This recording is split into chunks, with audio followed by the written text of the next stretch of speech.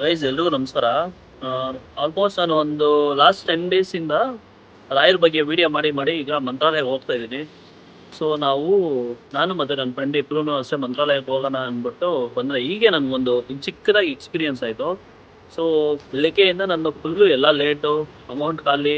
So ರಾಯರ್ ಹತ್ರ ಹೋಗ್ಬೇಕು ಅಂತ ಬರ್ತಾ ಇರಬೇಕಾದ್ರೆ ಟ್ರೈನ್ ಬಂದ್ಬಿಟ್ಟು 1 ಗಂಟೆ 10 ನಿಮಿಷಕ್ಕೆ ಇದ್ದಿದ್ದು.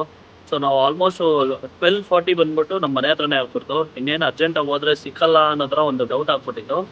ಸೊ ಹಿಂಗೋ ಮಾಡಿ ನಾನು ಬೈಕ್ ಒಳಗಡೆ ಬಂದು ಇಲ್ಲಿ ಮೆಟ್ರೋ ಹತ್ತಿ ಮೆಟ್ರೋಯಿಂದ ಬಂದರೆ ಯಾವಾಗಲೂ ಯೂಶಲಿ ಮೆಟ್ರೋ ಲೇಟಾಗಿ ಹೋಗೋದು, ಇವತ್ತು ಬೇಗ ಬಂದ್ಬಿಟ್ಟು.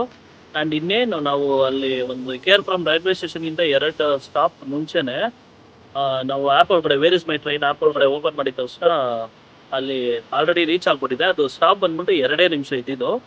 ಸೊ ಇವನು ಇಟ್ಕೊಂಡ್ಬಿಟ್ಟು ಅಣ್ಣ ರಾಯರ್ ಇದ್ದಾರೆ, ಪಕ್ಕ ನಮ್ಮ ಟ್ರೈನ್ ಸಿಕ್ಕಿದೆ ಅಂತ ಬೇರೆ ಹೇಳ್ಬಿಟ್ಟಿದ್ದ. ಸೊ ನಾನು ಇವನಿಗೆ ರಾಯರ್ ಬಗ್ಗೆ ಎಲ್ಲ ಹೇಳಿದೆ. ನನಗೊಂಥರ ಡೌಟ್ ಥರ ಫೀಲ್ ಆಗ್ಬಿಡ್ತು.